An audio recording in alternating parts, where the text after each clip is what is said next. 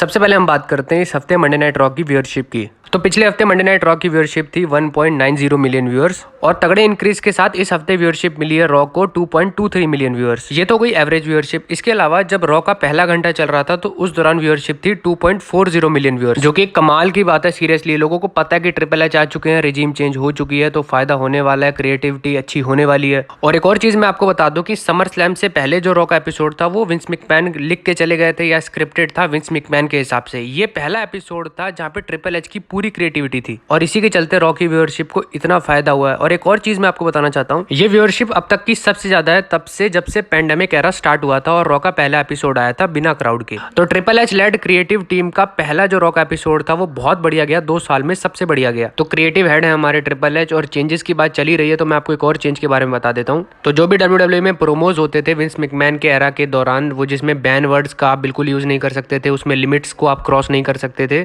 उन चीजों से WWE अब दूर जा रही है और अब ऐसी चीजों को अडॉप्ट किया जा रहा है जिसमें फ्रीडम हो। और बेसिकली WWE सुपरस्टार्स को ये फ्रीडम दी गई है जिसमें वो इम्प्रोवाइज कर सकते हैं अपने प्रोमो को। बेसिकली वो अपना एडिशन ऐड कर सकते हैं, अपने थॉट्स ऐड कर सकते हैं और अपने हिसाब से प्रोमोस को चेंज कर सकते हैं। ये तो कोई प्रोमोस की बात। इसके अलावा मैचेस को लेके भी फ्रीडम दी गई है। तो आपको याद होगा कि स्मैकडाउन, पिछले स्मैकडाउन के एपिसोड में ड्रू मैकिंटायर वर्सेस शेमस का एक मैच हुआ था। वो जो विंटेज वेपन वाला मैच था उसकी बात कर रहा हूँ। तो उसमें जो ज्यादातर पार्ट था मैच का वो अनस्क्रिप्टेड था और शेमस और ड्रू मैकिंटायर को ये फ्रीडम दी गई थी कि वो अपने हिसाब से मैच को इम्प्रोवाइज कर सकते हैं। तो ये जो चेंज वर्ड है WWE के साथ ही जुड़ चुका है, मुझे ऐसा लग रहा है। हर चीज में चेंजेस हो रहे हैं, रिजीम में, मैचेस में, प्रोमोज में। और भी कोई चेंज की अगर खबर आएगी तो मैं आपको अपने चैनल पे बता दूंगा। अब बात कर लेते हैं चैंपा की, जिनका उद्धार होने वाला है। बेसिकली क्या हो रहा है कि WWE चाहती है कि उनकी अच्छी प्रेजेंटेशन हो, उनका NXT वाला थीम सॉन्ग वापस लाया जा रहा है, उनका अटायर बढ़िया किया जा रहा है। बेसिकली उनको मिस के साथ अलाइन किया जा रहा है। मिस उनके मैनेजर या कुछ एडवाइजर की तरह चलेंगे और ये जो सारी चीजें हैं ये सब लीड कर रही हैं कि चैंपा को बहुत बड़ा पुश मिलने वाला है। और आपको याद होगा कि मंडे नाइट रॉ पे चैंपा ने 2 मैचेस जीते थे बैक टू बैक और अगले मंडे नाइट रॉ पे उनका मैच होने वाला है बॉबी लैशली के साथ यूनाइटेड स्टेट्स चैंपियनशिप के लिए। तो ये जो छोटी छोटी बातें हैं इन सबको अगर आप जोड़ो तो और एक बड़ी पिक्चर बनती है और बड़ी पिक्चर ये कहती है कि चैंपा बहुत आगे जाने वाले हैं, WWE के टॉप स्टार बनने वाले हैं। तो रिजीम चेंज हो गई है और चैंपा के अच्छे दिन शुरू हो गए हैं।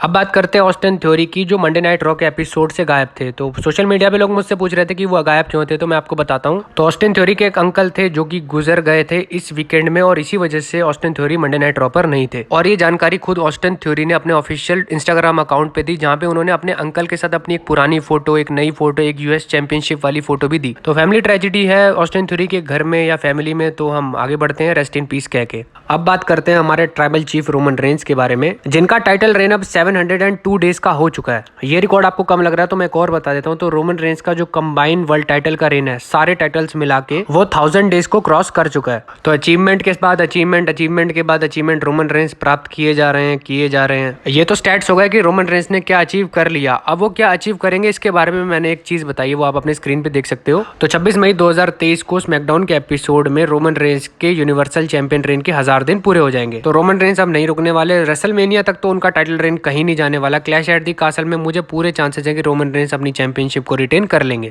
अब बात करते हैं बेकी लिंच की, जिन्होंने रॉ के एपिसोड में अपनी इंजरी को अनाउंस कर दिया और वो चली गई। अब उन्होंने टाइम ऑफ भी ले लिया, लेकिन उन्होंने एक ट्वीट किया जहाँ पे आप देख सकते हो उनके एक हाथ में स्लिंग ब्रेस है और दूसरे हाथ से उन्होंने डंबल उठा रखा है और वो वर्कआउट कर रही हैं। और उन्होंने कैप्शन लिखा, we don't stop working, we simply adjust the work. तो बेकी लिंच रुकने के मूड में नहीं है, इंजरी के बावजूद वर्कआउट कर रही है, मेहनत कर रही है। तो फिर हमारे लिए सबके लिए एक इंस्पिरेशन की बात है, एक मोटिवेशन की बात है। और WWE के लिए एक बहुत बड़ा स्टार तैयार हो रहा है रॉयल रंबल को जीतने के लिए। मेरी सिर्फ ये उम्मीद है और मुझे पूरी उम्मीद है कि ऐसा होगा। अब बात करते हैं टोनी खान के बारे में, यानी AEW के मालिक साहब के बारे में, जिन्होंने WWE की जो रिजीम चेंज हुई है उसके बारे में कुछ कहा है। उन्होंने कहा इस चेंज से सब कुछ बदल जाएगा और ये बढ़िया बात है, कंपटीशन होगा हमारे बीच। और AEW US में नहीं बल्कि 130 कंट्री में अपना फैन बेस बना चुकी है, तो ये भी एक बढ़िया बात है। और जो बंदा मेरे सामने बैठा है, यानी जो WWE को लीड कर रहा है, वो भी एक अलग टाइप का बंदा है, एक डिफरेंट बंदा है। और मुझे नहीं लगता ये कहीं से लेकर कहीं तक गलत है, ये फैंस के लिए बहुत ही बढ़िया है हमारे बीच कंपटीशन। तो टोनी खान को पता है कि उनके सामने कौन है और कंपटीशन बहुत तगड़ा है। WWE बहुत ही तगड़ी है, एक तरफा मोनोपोली है उनकी प्रो रेसलिंग में। और ऐसा भी नहीं कि AEW बिल्कुल गेम से बाहर है, बिल्कुल कंपटीशन नहीं दे रही है, बहुत मेहनत कर रही है, बहुत बहुत सारे स्टार्स को बिल्ड कर रही है और डेस्परेशन के साथ कर रही है। एक तरीके से चाहती है कि वो सेकंड नंबर पे आ जाए या WWE की बराबरी में आ जाए। बहुत डेस्परेशन के साथ काम कर रही है AEW। बहुत सारे को वेंचर्स शो भी कर रही है, ROH के साथ काम कर रही है, इम्पैक्ट रेसलिंग के साथ काम कर रही है, NJPW के साथ काम कर रही है और खून बहाने में तो AEW से आगे कोई भी नहीं है मेरे हिसाब से, और चीप हरकतों में भी कोई नहीं है। मैं आपको बताता हूँ अगली स्टोरी।